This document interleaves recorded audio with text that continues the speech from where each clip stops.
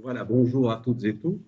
Je vais vous présenter donc la plateforme Resistance in Belgium qui existe en français et en néerlandais. Alors, de quoi s'agit-il?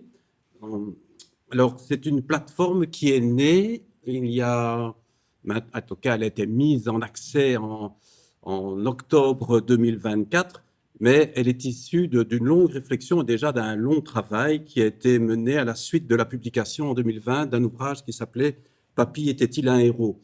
Papy était-il un héros? C'est un ouvrage qui, malheureusement, aujourd'hui est épuisé. Vous le trouverez encore dans les bonnes bibliothèques, qui est un guide pour toute personne qui est à la recherche d'informations sur des résistants de Belgique, qu'ils soient belges ou étrangers, mais qui ont été actifs en Belgique. Cet ouvrage est composé de deux parties. Je crois que c'est quand même utile d'en dire un petit mot.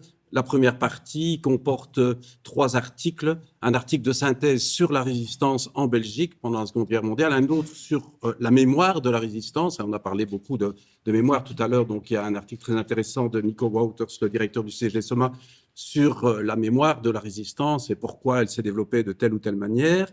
Et puis un troisième article qui, je pense, est intéressant aussi, et en particulier pour ce que je vais vous raconter maintenant. Donc, c'est un article sur les divers statuts de reconnaissance des résistants. Parce qu'en quelques mots, on a parlé tout à l'heure des traces, et c'est une chose très importante. Il y a peu de traces de la résistance pendant la guerre même, pour des raisons évidentes de sécurité. Par contre, il y a énormément de traces qui ont été créées après la Seconde Guerre mondiale, notamment et particulièrement pour l'obtention des statuts de reconnaissance de résistants. Mais il ne faut pas croire tout ce qu'on lit, et on le sait aujourd'hui à travers les médias, il ne faut non plus pas croire forcément tout ce qu'on écrit et tout ce qu'on a écrit, même si ça a été écrit après la guerre. La critique historique s'applique évidemment aux images, aux photos, mais aussi aux textes et à ceux qui ont été réalisés dans l'immédiate après-guerre. Et si j'en parle ici, donc c'est important de bien s'en rendre compte parce que toutes les sources écrites n'ont pas la même valeur critique. Donc voilà, ça c'est dans la première partie de Papy était-il un héros. La deuxième partie, la plus importante, c'est vraiment un guide qui permet aux personnes de retrouver en Belgique et à l'étranger. Les contacts ont été pris jusqu'aux États-Unis, en Russie, en France, en Grande-Bretagne, mais essentiellement en Belgique, parce qu'il y a des trésors extraordinaires de richesses, de dossiers, pour que les personnes puissent retrouver la trace de membres de leur famille, de leur village, ou faire des recherches historiques. Mais à cette époque, j'ai eu la chance, la joie de coordonner cet ouvrage. Je me suis dit, mais au fond, c'est bien, mais ça ne dit pas directement aux personnes où peuvent retrouver le dossier des résistants de leur commune ou des membres de leur famille. Ils doivent faire de nombreuses démarches. Ils disent, tiens, est-ce qu'il y a quelque chose là? Est-ce qu'il y a quelque chose là? Enfin bref, il y a de nombreux endroits.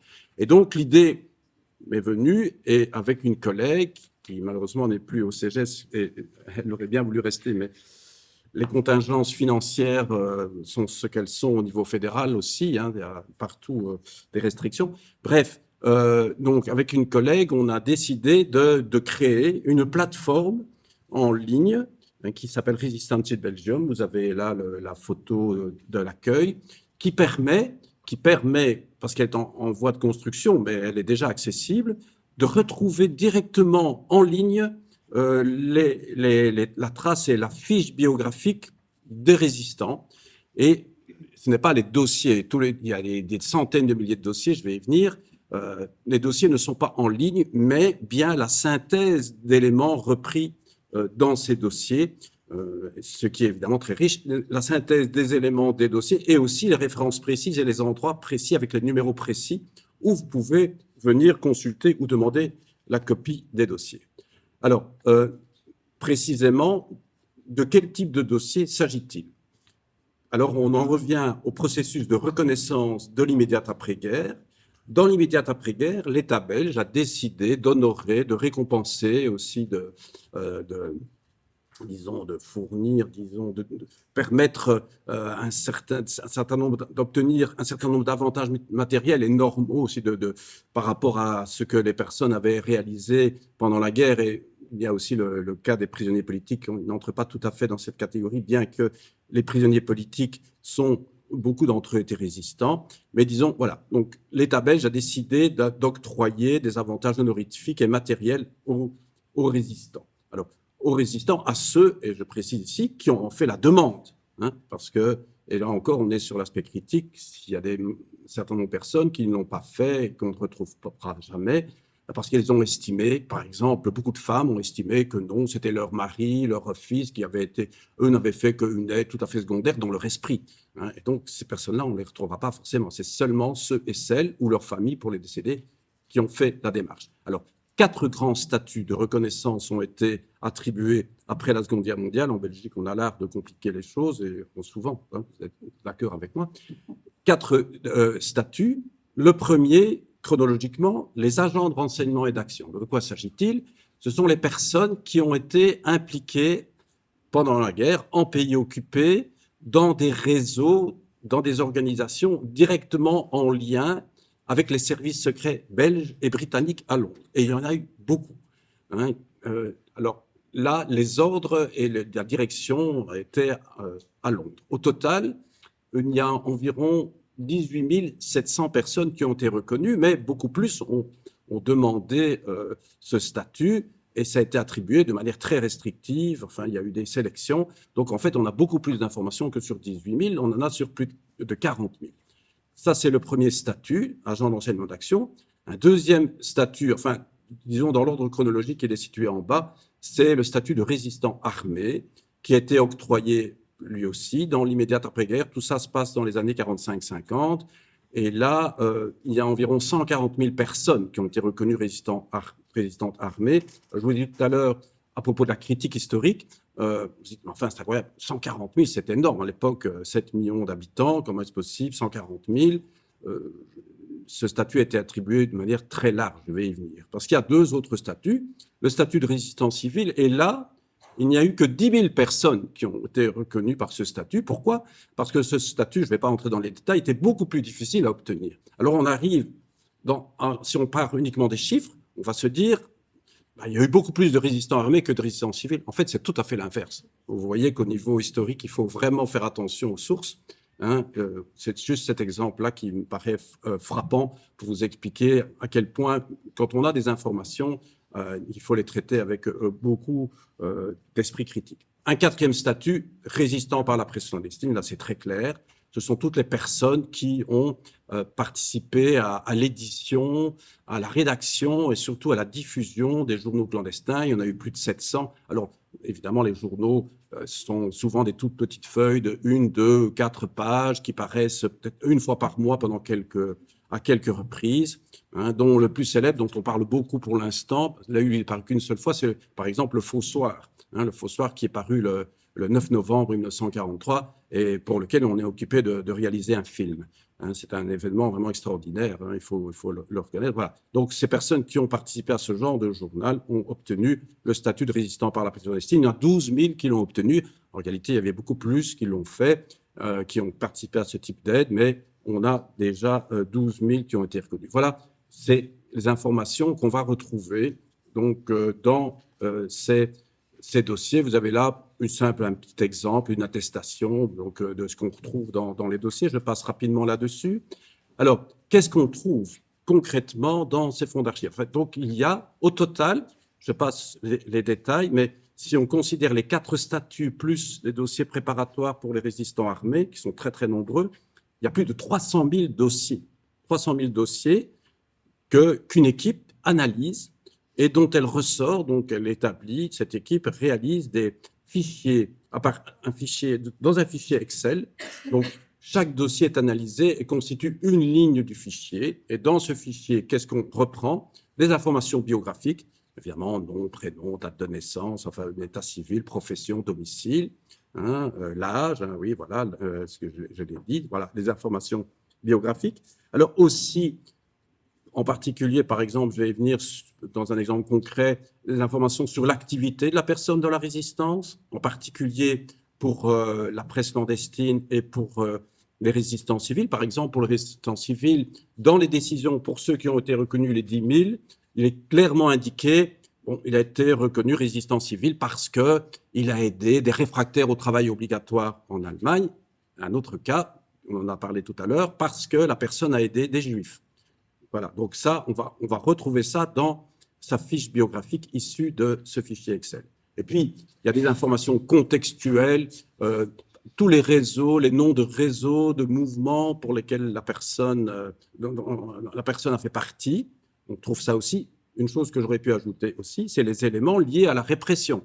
Donc, tous les résistants arrêtés, et il y en a eu énormément, on indique leur lieu, la date d'arrestation, la date de libération, s'ils ont été libérés, et malheureusement, pour ceux qui sont décédés, les lieux et les dates de décès.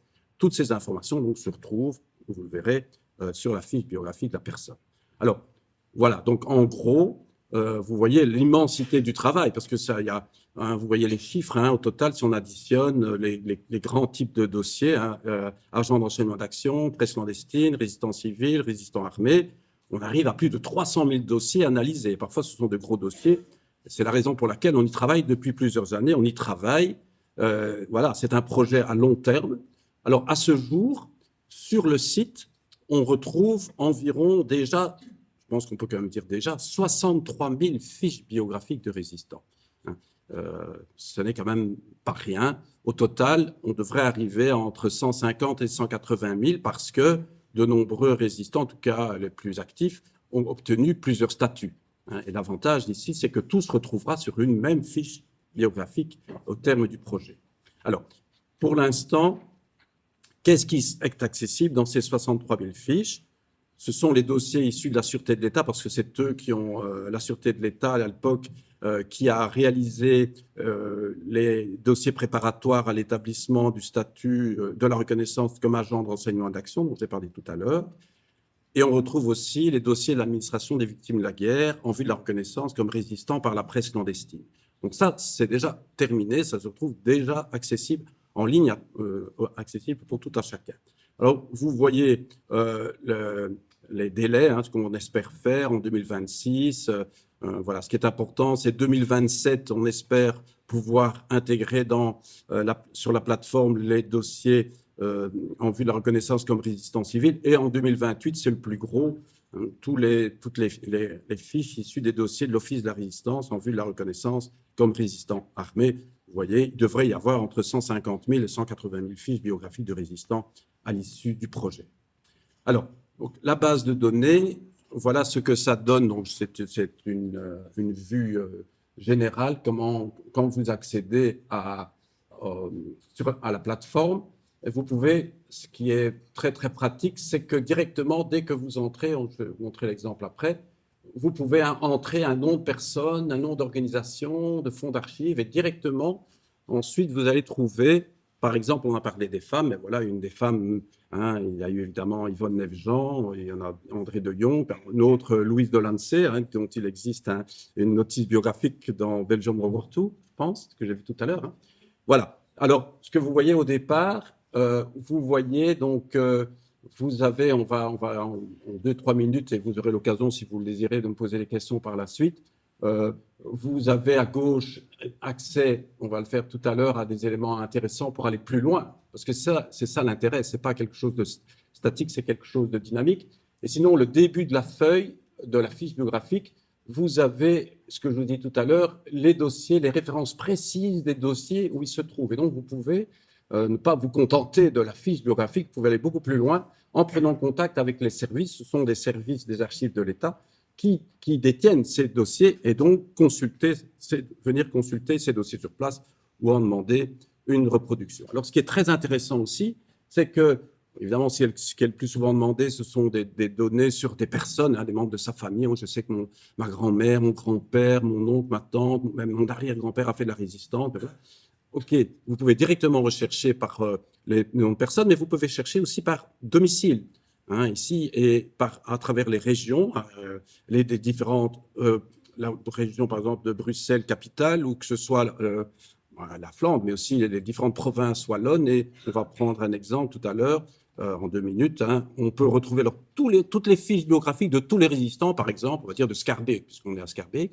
Et vous allez avoir la liste complète. Et avec cette liste, vous pouvez cliquer sur chaque élément pour retrouver les dossiers en question. Alors, ce travail ne se fait pas seul. Il y a toute une équipe qui y travaille. Vous voyez ici, c'est une photo qui a été prise il y a quelques mois. Actuellement, donc, il y a 28 bénévoles qui travaillent sur ce projet. parce que, évidemment, il faut coordonner énormément, enfin, il faut encoder, ça demande un esprit d'analyse, hein, il faut avoir parce que les dossiers sont parfois volumineux pour retrouver les éléments, et puis surtout pour les encoder toujours de la même manière. Hein. C'est comme ça qu'on parvient à travailler efficacement. Alors, peut-être, si vous me permettez maintenant, si on peut aller sur le site, à proprement parler. Alors, pour les bénévoles, ceux que ça intéresse, il y a toujours de la place. Hein. Donc, si jamais il y a du travail encore pour plusieurs personnes, enfin, si ça vous dit quelque chose, vous avez du temps libre. En général, c'est 1 jour par semaine, ce que je souhaite. Alors, voilà, donc vous y êtes maintenant sur le site. Hein. Tout à l'heure, on avait une photo. Donc, si je prends un nom de personne, par exemple, voilà, voilà. Attendez, c'est pas ça. Ah, pardon. Merci.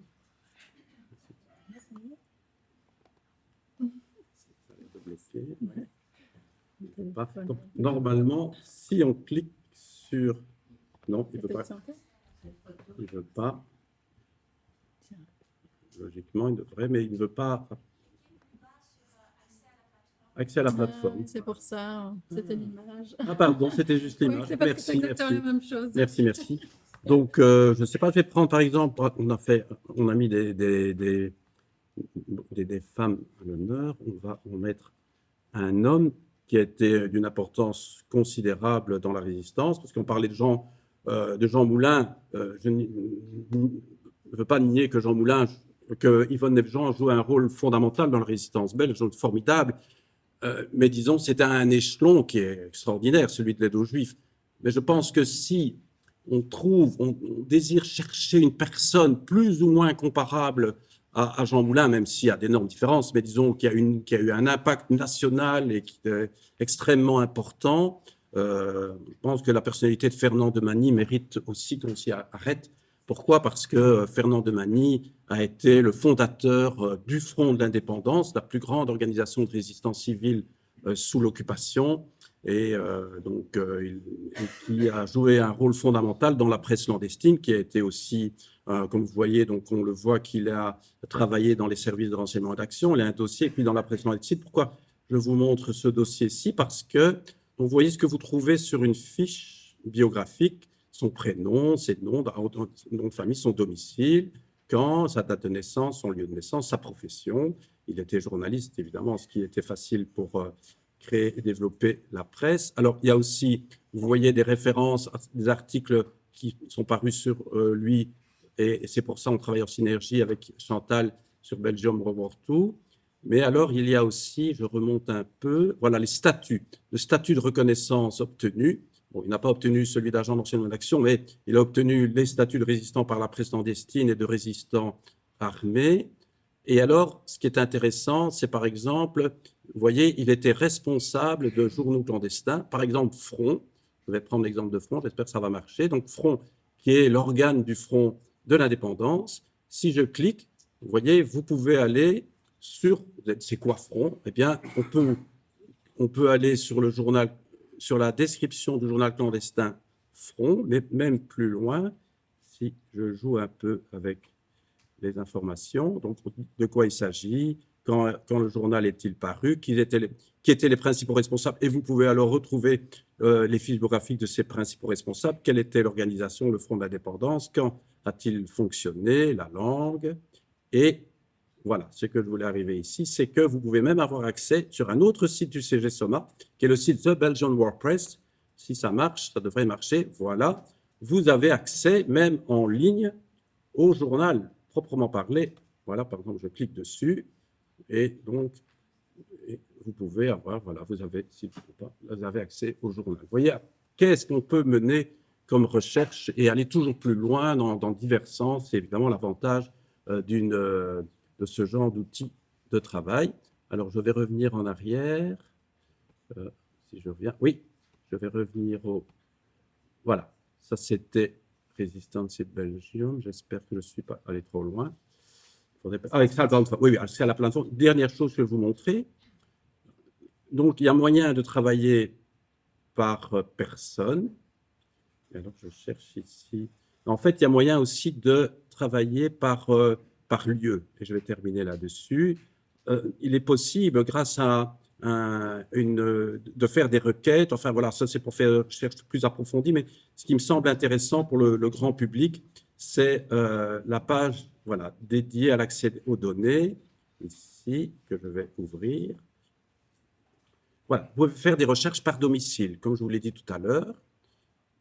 Hein, vous voyez, région de Bruxelles-Capitale, on va faire juste cet exemple-ci. Si je clique, voilà. Et vous allez avoir l'accès. La machine cherche un peu, mais elle ne va pas.